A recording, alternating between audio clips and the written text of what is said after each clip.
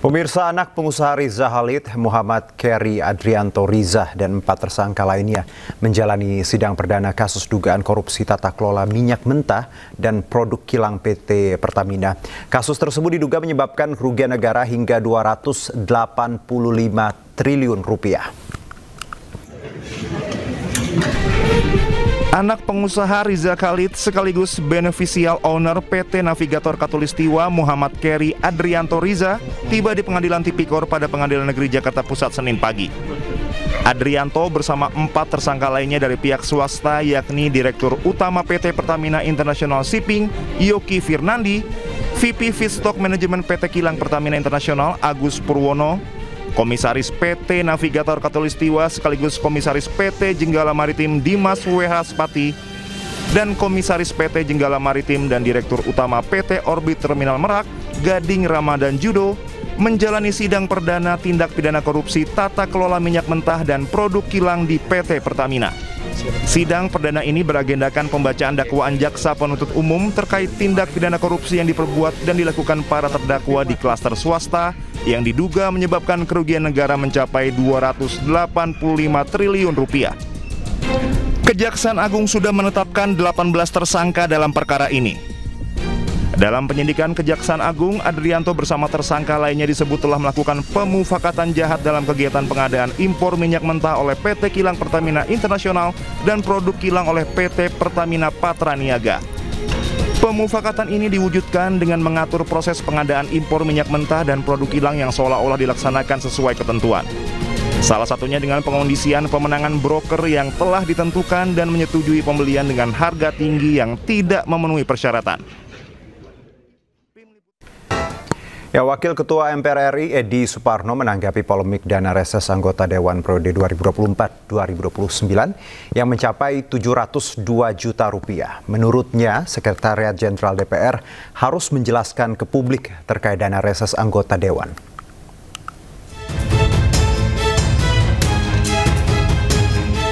Tunjangan reses anggota DPR RI periode 2024-2029 naik hingga 702 juta rupiah per sekali reses. Perumusan atau rencana penambahan alokasi anggaran sudah digulirkan sejak awal masa periode 2024-2029. Wakil Ketua MPR RI Edi Suparno enggan berspekulasi mengenai isu kenaikan dana reses anggota Dewan periode 2024-2029. Ia menyerahkan hal ini kepada Sekretariat Jenderal DPR RI yang menerapkan besaran dana reses. Betul, ini saya serahkan kepada Sekretariat Jenderal DPR untuk bisa menjelaskan ini, karena beliaulah yang sudah diberi tugas untuk memberikan informasi satu pintu dari DPR, gitu. Ya, terima kasih.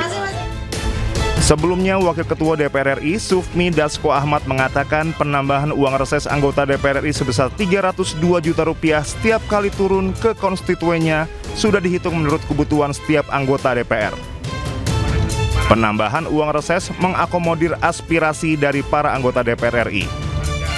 Dari Jakarta, Abdul Aziz, Aulia Syah Ramadan, Oki Mahendra Anyus melaporkan.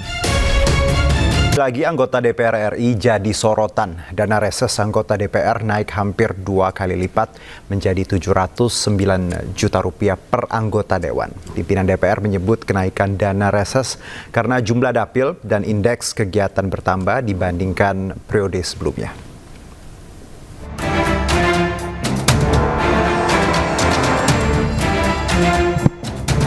Setelah DPR memutuskan tidak menaikkan tunjangan perumahan bagi anggotanya usai di demo besar-besaran di berbagai daerah, kini muncul kabar kenaikan dana reses anggota Dewan.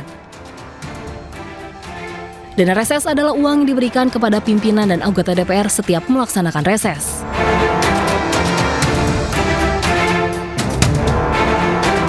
Pada periode ini, dana reses anggota DPR naik menjadi 709 juta rupiah per orang dalam setiap kali reses. Nilai ini naik dari periode sebelumnya sebesar 400 juta rupiah per orang dalam setiap kali reses di periode 2019-2024. Adapun masa reses adalah periode saat anggota DPR atau DPRD melakukan kegiatan di luar gedung parlemen untuk berkunjung ke daerah pemilihan dan menyerap aspirasi rakyat. Reses dilakukan 3 kali dalam setahun selama 6-8 minggu.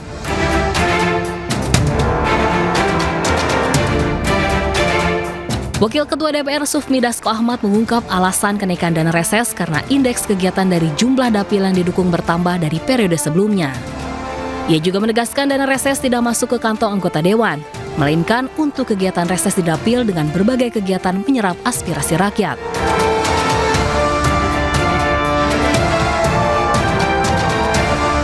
Sebagai bentuk pertanggungjawaban dan transparansi, DPR akan membuat aplikasi khusus agar masyarakat bisa mengetahui penggunaan dana reses.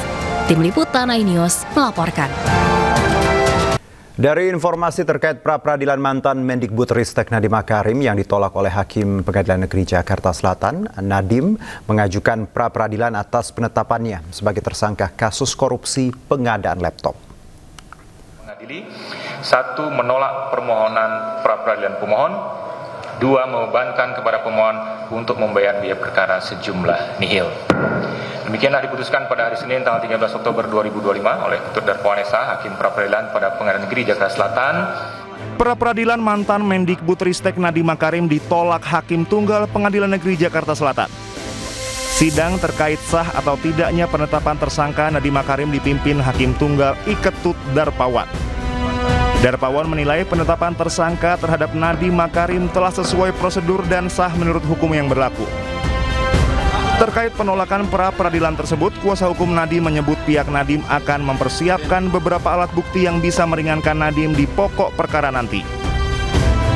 Sekali lagi bahwa proses peradilan ini baru membuktikan administrasi daripada penetapan tersangka, sebagaimana tadi juga sudah ditetapkan.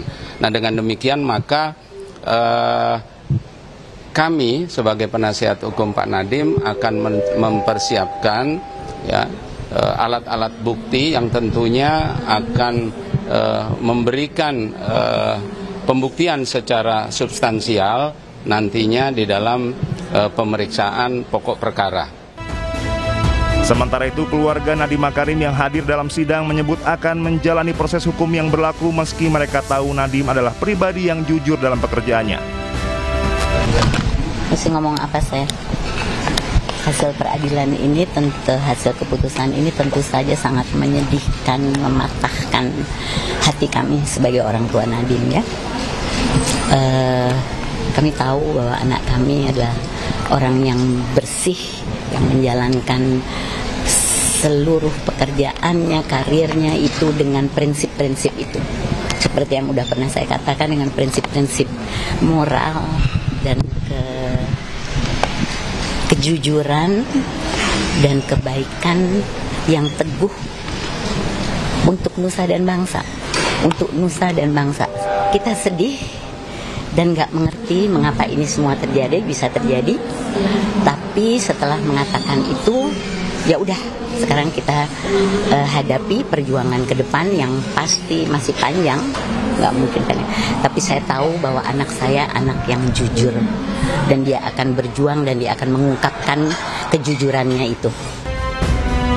Sebelumnya Nadiem Makarim ditetapkan sebagai tersangka dalam kasus pengadaan 1,2 juta unit laptop untuk sekolah dalam pendidikan berbasis daring ketika pandemi COVID-19 dengan anggaran mencapai 9,3 triliun rupiah pada tanggal 4 September 2025 lalu. Sebelum ditetapkan sebagai tersangka, Nadiem menjalani 2 kali pemeriksaan oleh penyidik Jaksa Agung Muda Tindak Pidana Khusus pada tanggal 23 Juni 2025 dan 15 Juni 2025. Dalam kasus ini, Kejagung sudah menetapkan 5 tersangka termasuk Nadiem yang menyebabkan kerugian negara hingga 1,98 triliun rupiah.